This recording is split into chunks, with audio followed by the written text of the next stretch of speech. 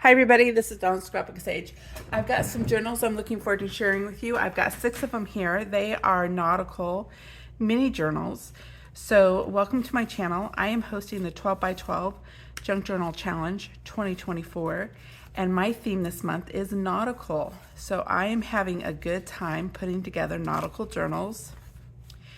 These little cuties have been really inspired by the covers. So I had some of this upholstery fabric and I made the covers last year and I've been wanting to get them filled up and in the shop. So the last couple days I've just been printing up cute digitals from Creative Fabrica and cutting down ephemera and filler pages to fit the little journals. Sometimes making little journals takes longer than making big journals because you're cutting things down so much more. But a tip there is to print your digitals portrait and not landscape, and that way you cut them in half and you've got 2 journals that you're making there. So there's the first one. And I've got these 2 little whale. Aren't these cute? Look how these little whale ones are. And then I also pull from ephemera that I have maybe made before. I keep all my ephemera in a bin that when I work on a journal, I'll finish it up and put everything in either a little plastic bag like this and put it in my bin. It's like I'll just clean up my desk and put it in here so that the next time I work on nautical journals, I have everything in one place.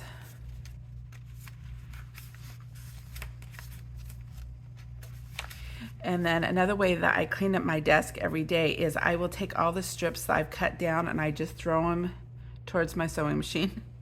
And then I'll go sit at my sewing machine and layer them up with some ephemera, like little bits like this. And I get a whole stack of layered edges that I can use for anything that I need.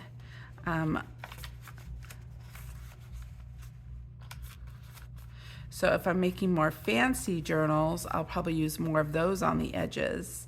If I'm making entry-level journals, I'll just use up the paper that's on my desk and maybe put 1 or 2 of the little clusters that I make through that process.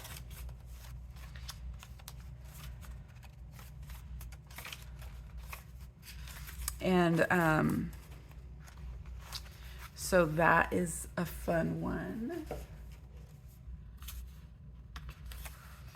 Here's another little whale one. It has some ephemera that fits inside of there. One that says from the seaside, so that's always nice to have in the seaside shop.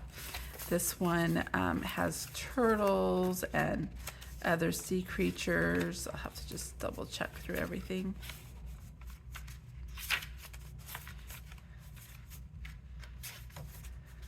Aren't those cute?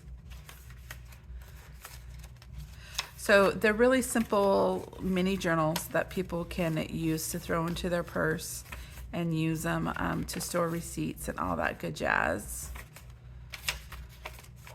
Or they can use it for a baby journal because these designs are really cute. That says celebrate, and people like to use these as weekend memory keeping journals as well. These would make good tear journals. We've been talking about tear journals this week on Dear Julie. I made one for her, but these are perfect because there's nothing on either side. You get some embellishments and just tear it out and put it on a page. So this could be, you could tear this out, put it on there, and so you have you have a pocket and a tuck, and you're good to go. There's nothing on that back side.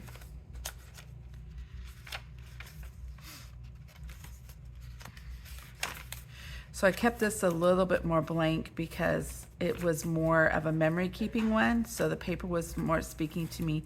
So little baby girl pictures would look really cute on these. So I did more matting And you've got mom and daddy love each other, and the cute little baby themes throughout this journal makes it a little bit more of a memory keeping one for a little one.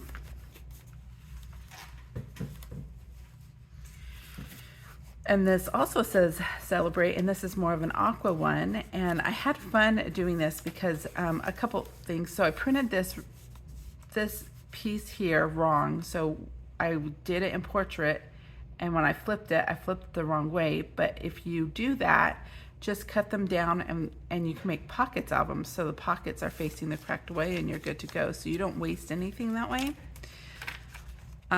This was fun.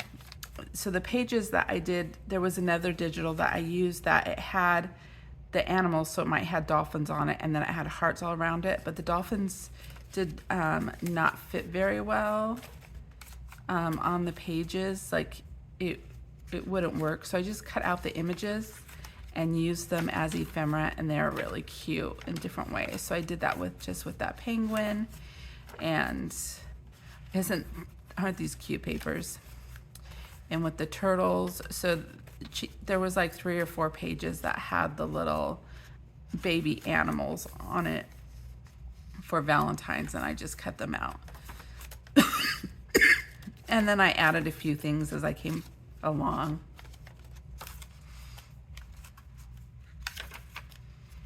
So it's not perfect. It's definitely an entry level journal, and but it's cute and it's good for littles to write in and stuff like that. And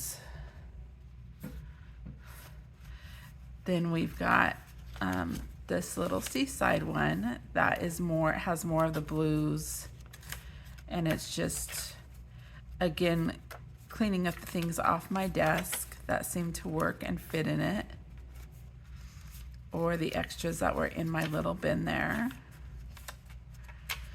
But yeah, this is a great tear journal too, because you just tear that out and you could use either side as a backing.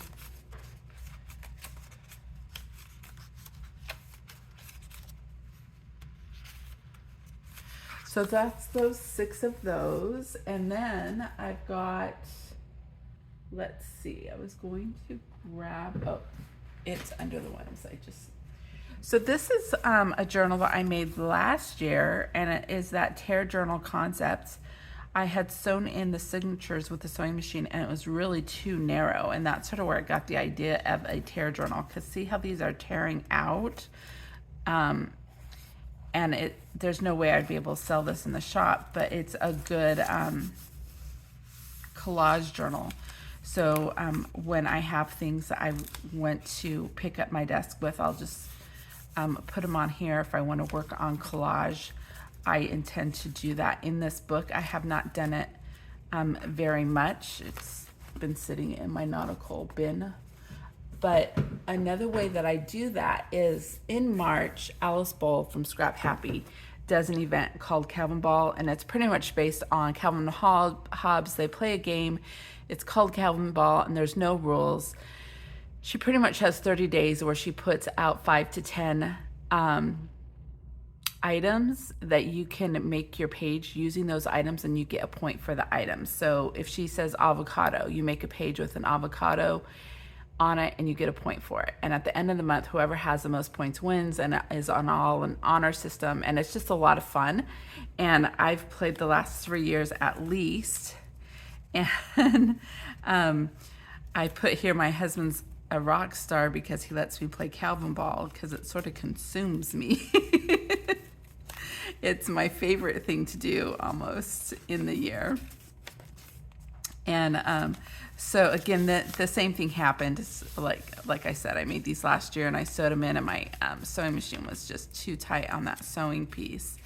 But we had to do we had to do reels, we had to do maybe a book page or whatever. And so these were just the pieces that were left over. And I picked up just every night, whatever was left on my desk, I would sort of glue it in here. And so that I knew I'd have a cleaner desk for the next day. So anyways, I know that this is a resource that is available to me, but like this was done sort of wrong. You wouldn't want to do this in a tear journal, because you'd want it You could tear this out and attach it to something else and be a flip-flop. You only want to do something on one side if you're actually using it as a tear journal, so that you're not wasting what you're doing. So, but even though this is old and falling apart, it's still a tool that I'll use. Like, I just have this, so I might find a blank page here or a page that this might coordinate with. So I can just go ahead and glue this onto that page, and I can stencil on it later, and I will be able to use this little scallop here. So that is how I use my tear journal if inquiring minds are wanting to know. So you guys have a great afternoon and evening, and